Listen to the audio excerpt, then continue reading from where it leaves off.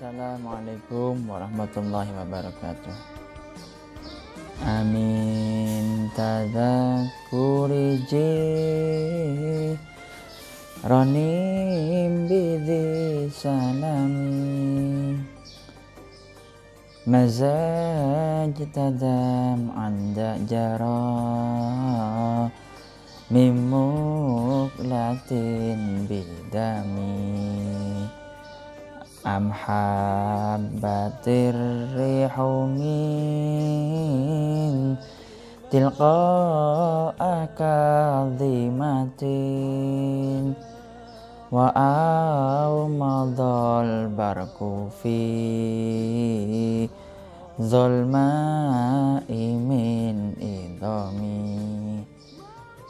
Nadom yang saya barusan, sholawat yang saya barusan adalah, yang saya baca adalah sholawat burdah. Burdah ini artinya selimut.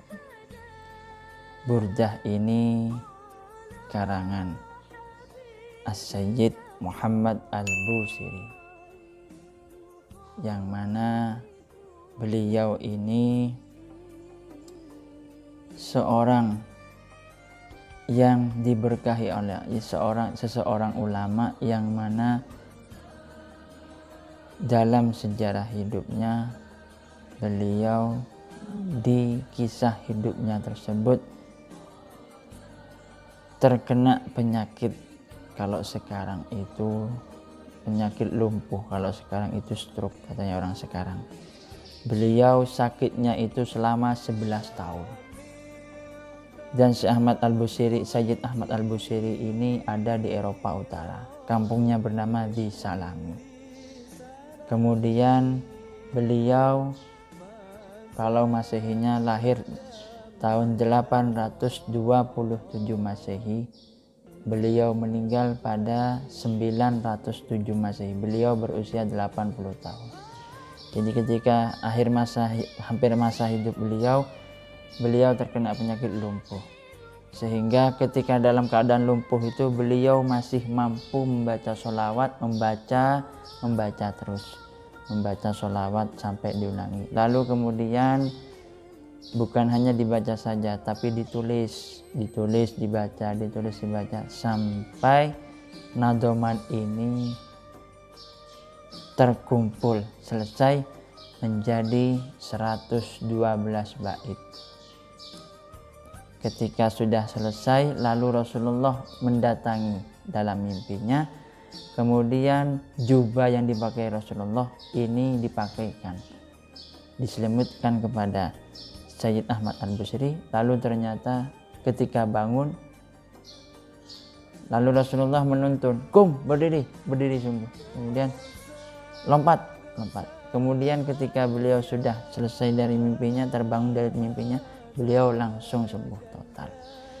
Oleh karena itu biasanya burdah ini dipakai untuk biasanya kalau orang sakit, menolak santet dan lain sebagainya. Itu diantara fadilahnya burdah, sholawat burdah.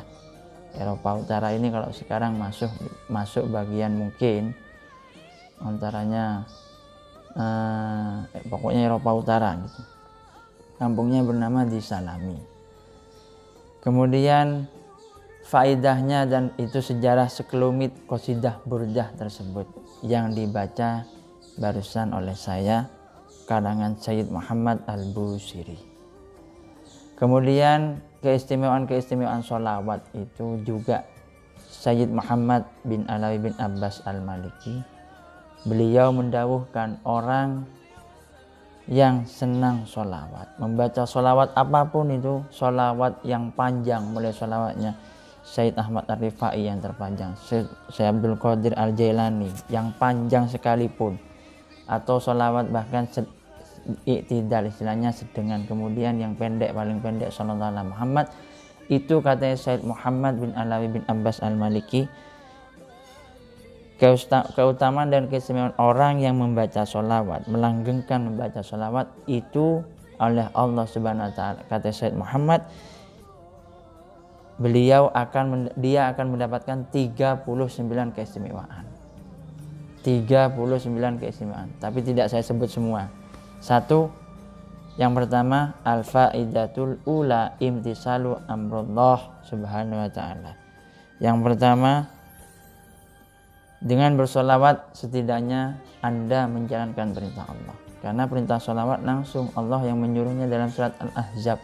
Innallaha wa malaikatahu yusalluna 'alan nabi ya ayyuhalladzina amanu shallu 'alaihi wa sallimu taslima.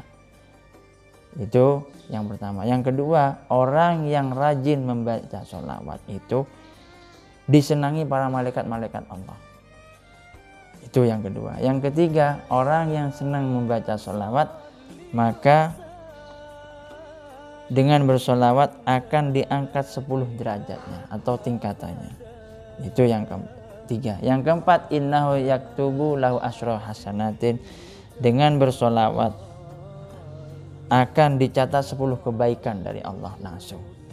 Yang kelima, innahu yamhu anhu asyra sayyiatin. Yang kelima, dengan bersolawat akan dihapus 10 keburukan atau dosa-dosa kita. Itu. Yang keenam, innahu sababun li ghufranid dzunub.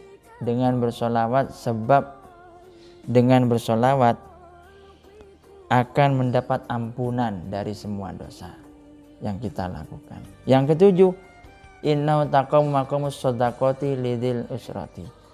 Dengan bersolawat yang ketujuh ini membandingi seperti bersedekah. Nah, ini bagi orang yang fakir miskin, yang tidak bisa bersedekah, cukup Anda bersolawat, itu sama saja Anda bersedekah.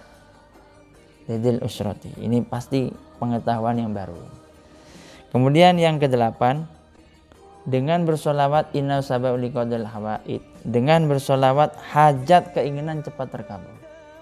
Itu yang kedelapan. Yang kesembilan, innaha sababun litadhkiratil abdi manasihi. Dengan bersolawat menjadi pengingat seorang hamba ketika lupa atau lalai dari Allah Subhanahu wa ta'ala.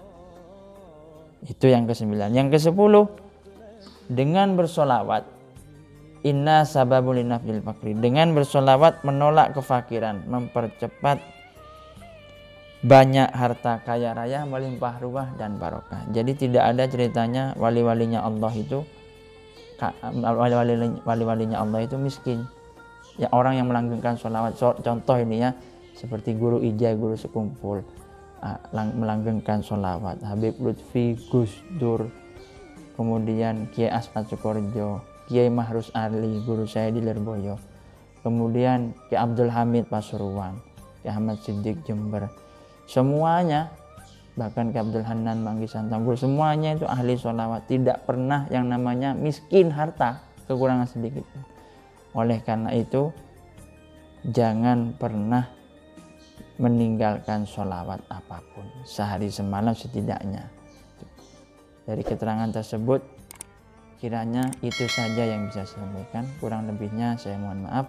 Wallahul muwaffiq ila aqwamit thoriq. Assalamualaikum warahmatullahi wabarakatuh.